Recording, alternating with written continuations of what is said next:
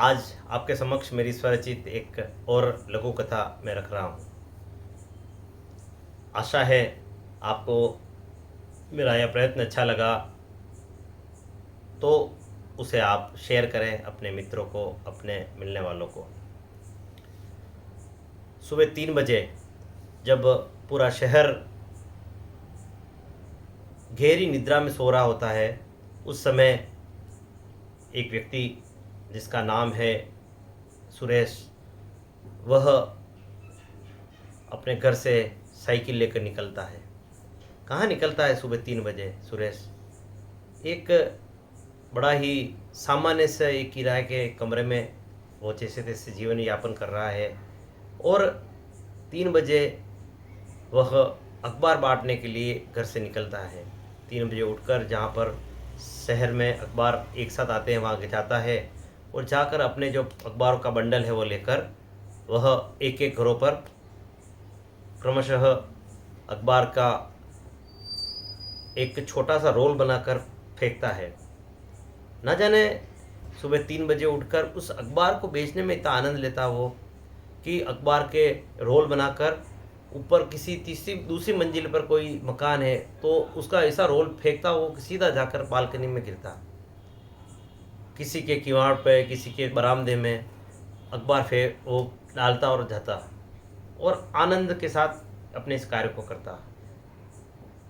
करे भी क्यों नहीं, एक सामान्य घर का, जिसको कह सकते हैं कि निम्न मध्यम वर्गीय परिवार का व्यक्ति, बच्चा सुरेश, 2 बड़े भाई और उसके थे। वो थोड़े पढ़ने में थोड़े ठीक थे, इसलिए पढ़ लिख कर बड़े शहर में जाकर अपना कार्य कर रहे थे। और सुरेश चूँकि पढ़ने में थोड़ा कमज़ोर था और गरीबी साथ में थी, इस कारण ज़्यादा कुछ कर नहीं सका और शहर में अपने जीवन यापन करने के लिए आ गया और यहाँ पर वह अखबार बेचने का कार्य कर रहा था। माँ, बड़े भाई जो दोनों बड़े शहर में रह रहे थे, दोनों शहर के बीच में ज़्यादा अंतर नहीं था, संभाग एक ही था, परंतु जो बड़ा संभाग के मुख्यालय पर दोनों बड़े भाई रहते थे और यह पास का एक छोटा एक शहर था, वहाँ पर रहता था। अखबार बेचकर और वह अपना जीवन यापन कर रहा था। अखबार को एक एक करके डाल रहा था। आज भी वह उठा 3 बजे और अपने अखबार को वो फेंक रहा था। आज अखबार फेंकते फेंकते उसको क्या पता कुछ बेचैनी सी लग रही थी। सोचा कि शायद रात को भोजन में कुछ ग्लिष्ट भोजन कर लिया होगा या और कोई कारण रहा होगा। अभी घर जाकर कुछ देसी इलाज कर कर आराम से थोड़ी देर सोऊंगा। 3 बजे से लेकर 7-8 बजे तक ये अखबार का क्रम रहता था और वापस घर जाकर घंटा 2 घंटा सोता और शाम को कई पार्ट टाइम वो अन्य कार्य करता। अखबार फेंक रहा था।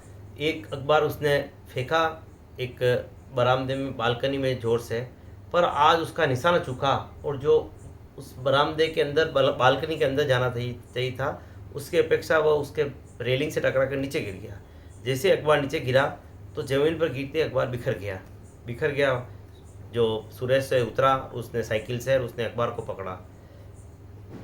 था तो अंधेरा, परंतु सड़क की जो लाइट थी उस लाइट की रोशनी के नीचे अखबार गिरा और अखबार का प्रश्न क्रमांक 3 खुल गया। संयोग से प्रश्न क्रमांक जो 3 था वह शोक संदेश श्रद्धांजलि वाला प्रश्न था। वो अखबार को जैसे समेट ही रहा था कि उसकी दृष्टि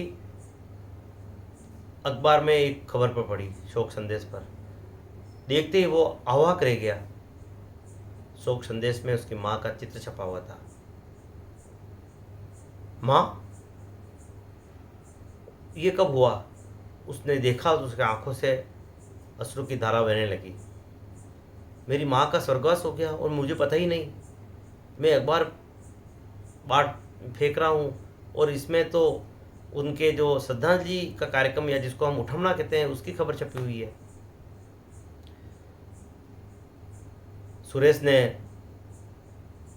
बड़े मुश्किल से अपने आप को संभाला और जाकर एक स्थान पर बैठा, पर चूंकि अपना रोज का कार्य तो उसको करना ही था, शेष अखबार उसने फेंके जैसे तैसे कर कर, और वह घर गया।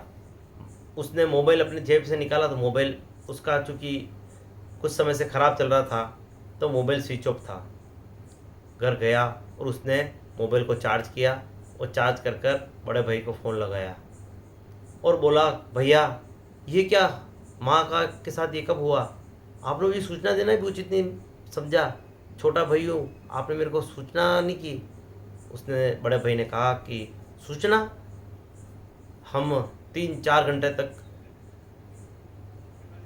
फ़ोन लगाते रहे तुझे, पर तेरा फ़ोन तो स्विच ऑफ था।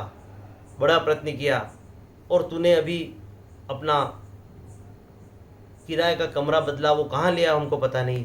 शहर में हम भेजते हैं तो किसके पास भेजते हैं? और मृत्यु चूँकि माता जी की दिन में 2 बजे के आसपास हुई थी और शाम को 5 बजे से पहले अंतिम संस्कार करना जरूरी था।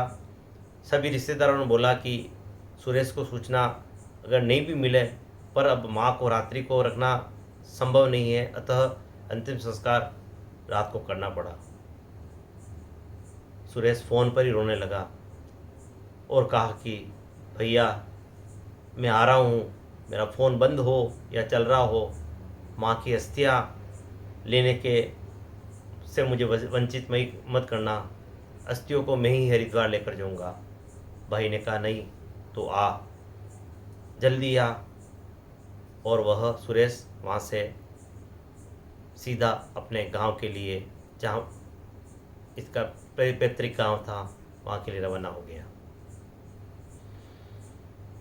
छोटी सी कहानी एक संदेश देती है। गरीबी जीवन में बहुत बड़ी, सबसे बड़ी बीमारी, लोगों को बड़ी बड़ी बीमारी होती है, पर ये जो बीमारी है सबसे बड़ी बीमारी। और दूसरा संदेश ये देती है कि जहाँ तक संभव हो अपने परिजनों के साथ रहें, सुख में दुख में हम साथ में रहेंगे तो हम उनके काम आएंगे, वो हमारे काम आएंगे। पैसा कमाना चाहिए, परंतु घर परिवार इसको साथ लेकर अगर हम कमाएंगे तो उस पैसे का अर्थ रहेगा। यहाँ पर सुरेश हालांकि जीवन यापन करने के लिए जैसे तैसे संघर्ष कर रहा था, पर अगर भाई और परिवार के संपर्क में रहता तो संभवतः माँ के अंतिम दर्शन कर लेता। बस ये छोटी सी एक लघु कथा मैंने लिखी है, आपको अच्छी लगे तो अपने मित्रों को, मिलने वालों को शेयर करें। नमस्कार।